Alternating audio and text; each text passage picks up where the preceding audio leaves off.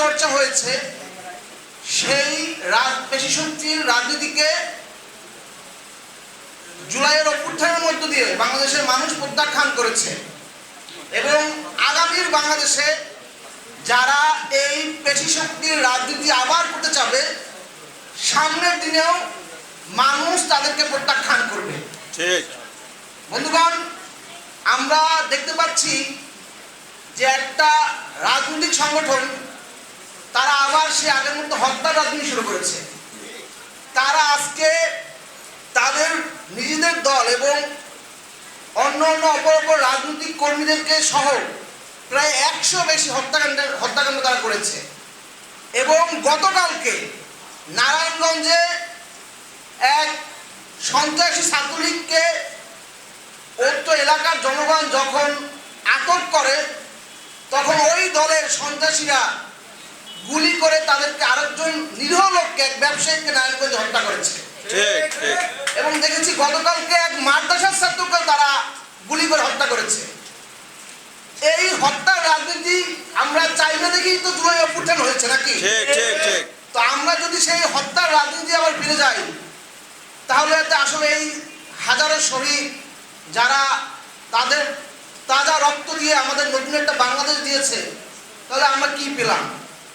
তো সেই জায়গা থেকে নাগরিক পার্টি পেশি শক্তির রাজনীতি নয়, নাগরিক পার্টি মানুষের জীবনের মান উন্নয়ন, কল্যাণ রাষ্ট্র গঠন এবং নীতির রাজনীতি করতে চায় এবং সেই রাজনীতির বার্তা নিয়ে আমরা পাড়ায় পাড়ায় মহল্লায় মহল্লায় এদেশের মানুষের কাছে যাচ্ছি। মানুষ সাড়া দিচ্ছে এবং আমরা বিশ্বাস করি আগামীর যে নির্বাচন, জাতীয় নির্বাচন হবে, সেই নির্বাচনে মানুষ ব্যালটে তারা যে পেশি শক্তির রাজনীতি চায় না তা ব্যালটের মাধ্যমে মানুষ প্রমাণ দেবে ইনশাআল্লাহ।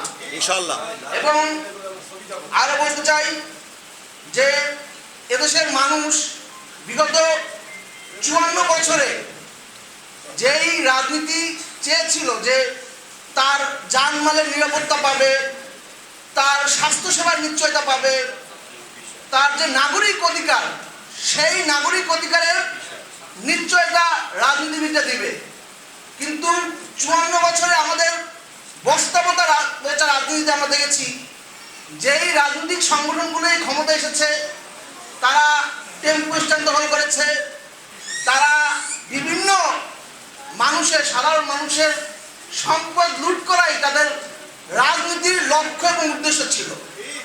এবং এনসিপি যে নতুন ধারার রাজনীতির কথা বলছে সেই নতুন ধারার রাজনীতি হবে যে এদেশের মানুষের জীবন মান উন্নয়ন করাই এদেশের রাজনীতি, এদেশের এনসিপির রাজনীতির মূল লক্ষ্য এবং উদ্দেশ্য হবে। এবং সেই রাজনীতির চলার পথে আপনারা যারা এনসিপির সাথে আছেন, এনসিপিতে যুক্ত হচ্ছে, আপনাদেরকে স্বাগতম জানাচ্ছি।